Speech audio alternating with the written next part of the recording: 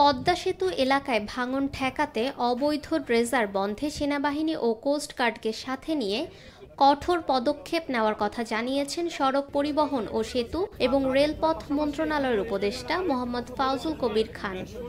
বুধবার বেলা 12টার দিকে শরীয়তপুরের জাজিরায় পদ্মা সেতু রক্ষা বাঁধের ভাঙন কবলিত এলাকা পরিদর্শনে একথা জানান তিনি।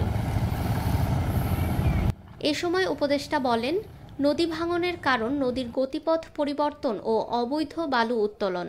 ড্রেজার চালানোর ফলে পদ্মা নদীর আশেপাশের এলাকায় ভাঙন দেখা দেয়। এ বিষয়ে জেলা প্রশাসককে নির্দেশ দিয়েছি। প্রয়োজনে সেনাবাহিনী কোস্টগার্ডকে সাথে নিয়ে অবৈধ ড্রেজার জব্দ করার পাশাপাশি মালিকদের আইনের আওতায় আনা হবে।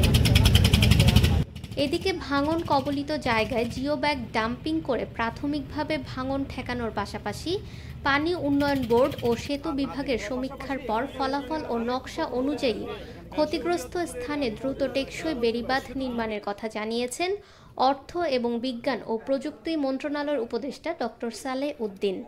এ সময় আরও উপস্থিত ছিলেন জেলা প্রশাসক মোহাম্মদ আশরাফ উদ্দিন, পানি উন্নয়ন বোর্ডের নির্বাহী প্রকৌশলী মোহাম্মদ তারেক হাসান সহ অন্যান্যরা। এখানে তার দুইটা জিনিস আছে, একটা হচ্ছে যে নদীর গতিপথ পরিবর্তন হয়, তার ফলে এই সব ভাঙন হয়। আরেকটা কারণ হচ্ছে যে অবৈধ বালু উত্তোলন।